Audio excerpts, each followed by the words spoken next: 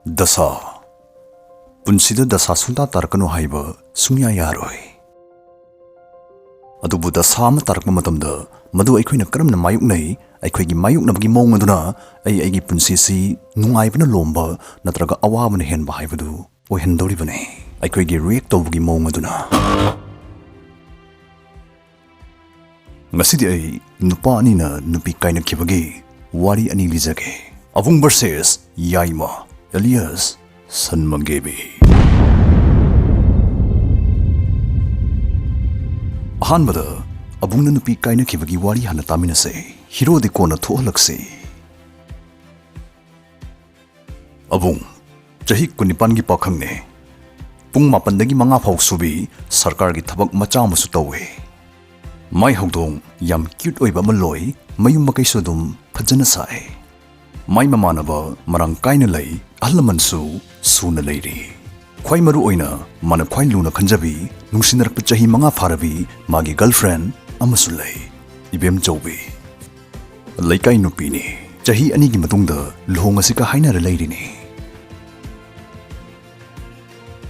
Abung ne bem chaubi si patat khainung sibai do oi naton mahi cheli ta haibada polokte yong tupi lei bahana cheli nupis ne hek darkar oi bakhai mai angam bathakta supply to bini yam afaba sarkar gumbane. Ice cream chaningi ga harapasti kana gi haino gi mangi gi lempu gi malhai gi torbor gi flavor su ne ka thilu bini. Sumdawdana mabani luhongdragasu hayeng angang kya poksige gi course ti revision course population gre. Nongmadi abung office ki yam aruba thaba amagi numit 5 ni yumda halakpa yaroi tawri thabak mafamda ahing lektaba yaroi tawri numit 5 ni unararoi dongina abung chatkidong numitsdi yahu kanganta hogalle marakthana admission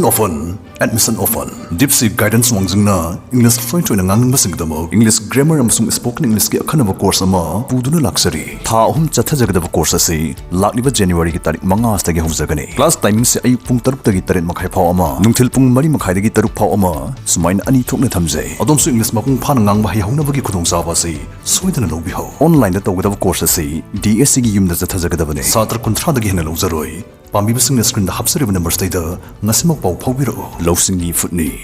Deep Sea Guidance.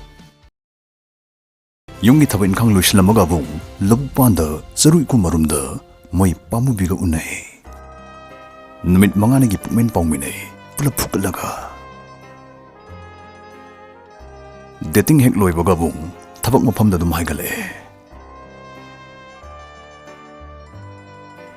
Tabak Mapam Yore.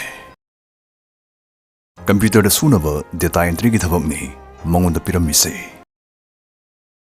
mana thabak hogena computer thagat palak na ringai manager sangai hairei abung nangna thabak se delay jali tawdabi sa solution bang amagade numit mangani natraga jodum humni da dum hangi be yani ko abung adu ragadi ai thabak se sa loinaba ahing su thingna suraga ibem sala surprise pinaba thuna hankrage haina khanki Numit 5 ni harambadu humni subugi yasangakpada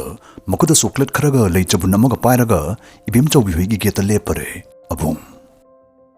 moi ani gi marise allaman singsu ikang khangnabana abung ibem chawbi hoida changning matamda dum phatphat changi koina de abung surprise pi daromi matagum khongthang makol ka thondabi khuning kanga sum changsilapana ibem chawbi hoigi sumang yousile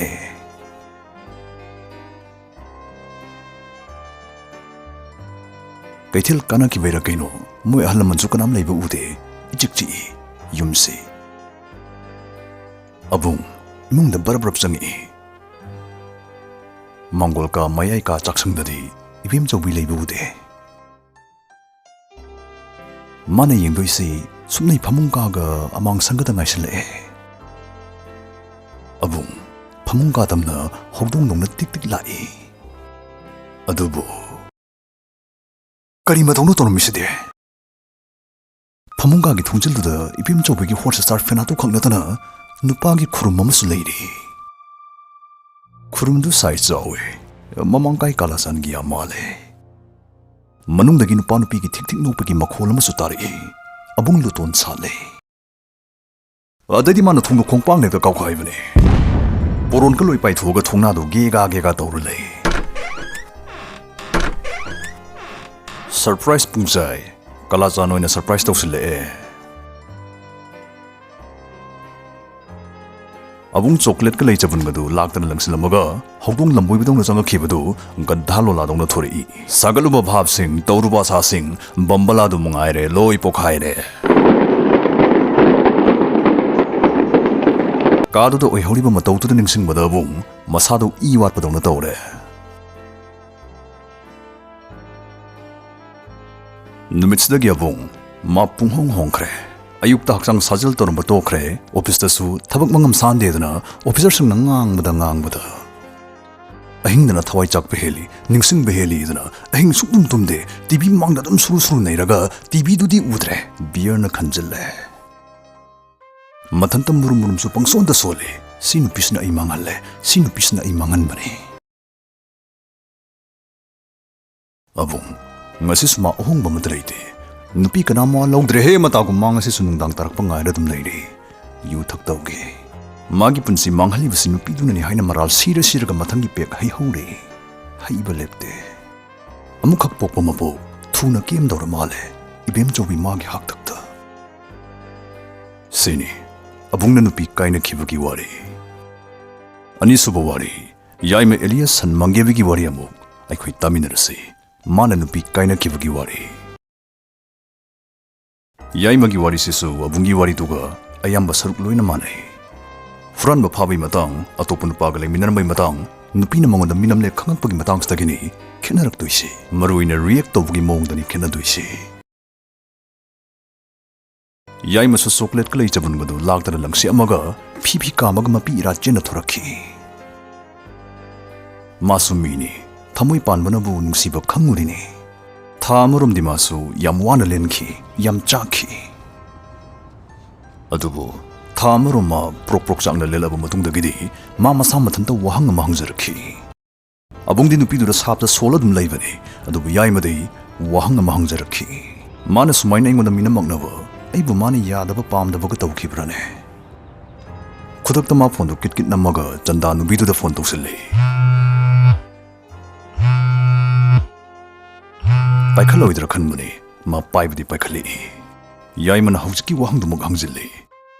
nupi duna khumi ai khangde sumkuina loinarak puda bitel pamale igise babala ai thamage ko sidaidi yaima maninda sum tawre leiraroi kamaine attractive oibani pam oigani kamaine better man am oigani haibstai da kok thadarge haina ma chap yungna lepakhi Sumdawdana yaima jim chatpa horakhi afaba chinjak chaba horakhi nupi ga kotha wari saringi matam phangdabana tawge khana tawba ngamdan lerma thabakseng pangba horakle tapna yaima masagi online karbara ma hodokpudagi sel hena paikhalagle sarkar gi sulana gi su ani parga thabak sukula abrina ma ahing tumba yaramde tumba matam soibai Sidaimana ahing thuna tumthaba yanaba kaidobo yai haina Google da hangbada meditation taw haina thorakhi meditation nungti gi tawudagi ma wakal phathaba ngamba stress thoina leitaba misak ama soirakhi better man ama oirabani na hojikti atopa nupi ma koi gi thi gi haragasu yai mado oina gi thabak oire masak yam fajabi doctor nupi ma koidan tanabado ma yabi ponte ai gumjane Luhongdringi khara nai hogi gi matago Miami samudra khongwanda laikhum sanauri ai he upul laido laingoi hai do bo laingoi sana boiramdre amadi kainom iri jane ngasigi warisna piriba pausel se yam maru oi